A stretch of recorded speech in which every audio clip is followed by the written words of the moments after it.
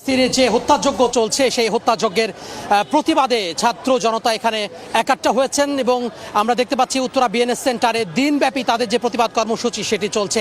এই মুহূর্তে আমার পেছনে দেখা যায় যে বিভিন্ন প্ল্যাকার্ড হাতে যারা রয়েছেন এখানে অবস্থান কর্মসূচি পালন করছেন এবং বিশ্ববাসীকে তারা একটি বার্তা দেওয়ার চেষ্টা করছেন যে এই যে গণহত্যা চলছে, নির্বিচারে মানুষকে হত্যা করা হচ্ছে এবং একটি পুরো শহরকে ধ্বংসযজ্ঞে পরিণত করেছে এবং এই যে মানচিত্র থেকে সরিয়ে দেওয়ার যে ষড়যন্ত্র, সেই ষড়যন্ত্র যাতে করে সফল না হয় এবং সবাই যেন ইসরায়েলের বিরুদ্ধে রুখে দাঁড়ায় সেই বার্তাটি তারা দেওয়ার চেষ্টা করছেন।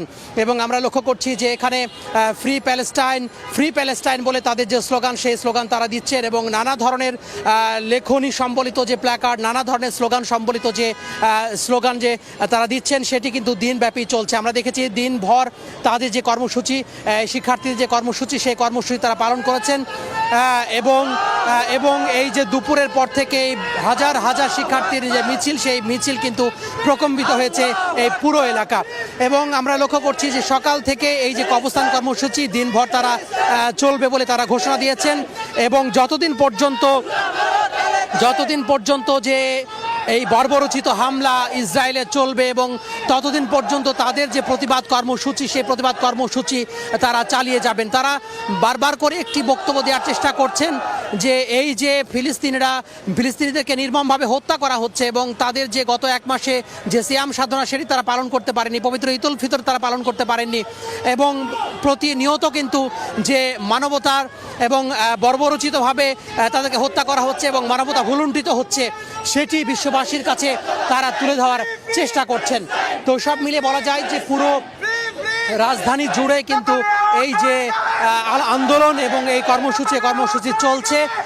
এখন আমরা চলে যাব ঢাকা বিশ্ববিদ্যালয়ের রাজু ভাস্কর্য, সেখানে আছেন সহকর্মী আদনান তুর্য, সেখানকার পরিস্থিতি তিনি জানাবেন।